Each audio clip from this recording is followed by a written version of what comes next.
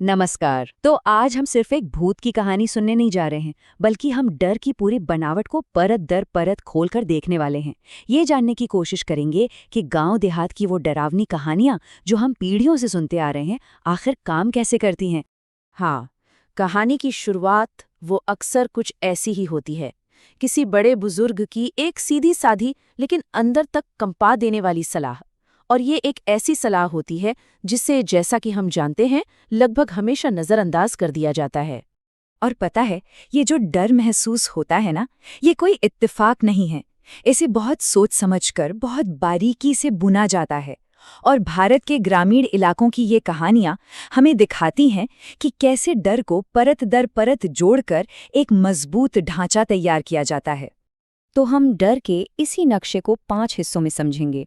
शुरुआत करेंगे उस पहली अनदेखी चेतावनी से, फिर देखेंगे कि डर का ये नक्शा बनता कैसे है, शापित जगहों और उनके पीछे के अतीत से गुजरते हुए हम उस आखिरी सबसे बड़े सवाल तक पहुंचेंगे जो ये कहानियां हम सबके लिए छोड़ जाती हैं। चलिए, तो हमारे सफर का पहला पड़ाव, अनदेखी चेतावनी।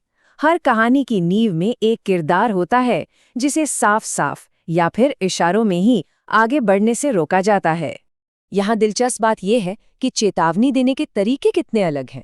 एक तरफ है रामस्वरूप बाबा जो सीधे सीधे अजय को मना कर देते हैं, और दूसरी तरफ है वो ढाबे वाला जो कुछ बोलता नहीं, बस अपने डर से आरुष को सब कुछ समझा देता है।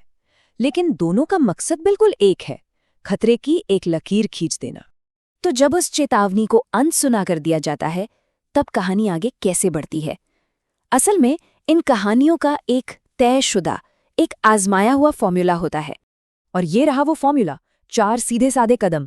ये एक सफर है जो एक मामूली सी चेतावनी से शुरू होता है, फिर एक शापित जगह और उसके दर्दनाक अतीत से जुड़ता है, और आखिर में एक ऐसे सच पर आकर खत्म होता है जो पूरी कहानी का मतलब ही बदल देता है। अब एक बहुत जरूरी बात, इन कहानियों में डर कभी हवा हवाई नहीं होता। वो हमेशा किसी जगह से, किसी जमीन से जुड़ा होता है। एक ऐसा इलाका जिसे वहां हुआ हादसा आज भी याद है।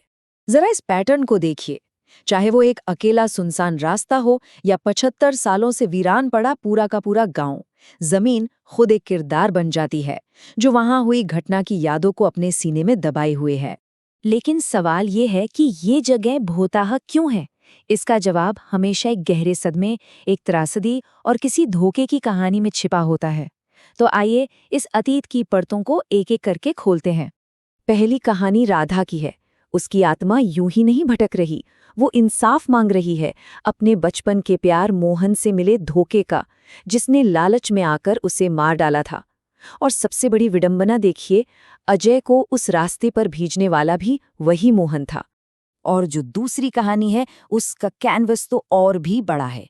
ये 1946 की एक सामूहिक त्रासदी है।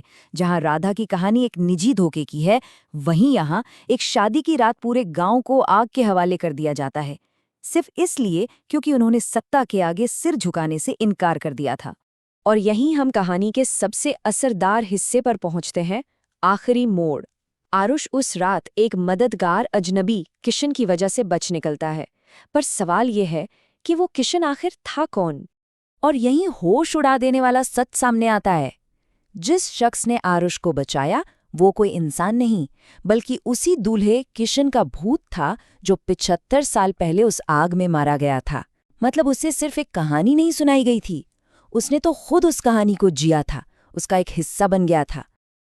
और ये हमें हमारे आखिरी और सबसे बड़े सवाल पर ले आता है, आखिर ये कहानियां आज भी जिंदा क्यों हैं? क्या इनका मकसद सिर्फ हमें डराना है या फिर कुछ और?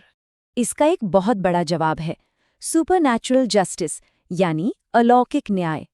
इन कहानियों में भूत कोई राक्षस नहीं, बल्कि इंसाफ का एक जरिया है। राधा की आत्मा अपने कातिल मोहन को सजा देती है और गांव की आत्माएं उस मुखबिर से बदला लेती हैं।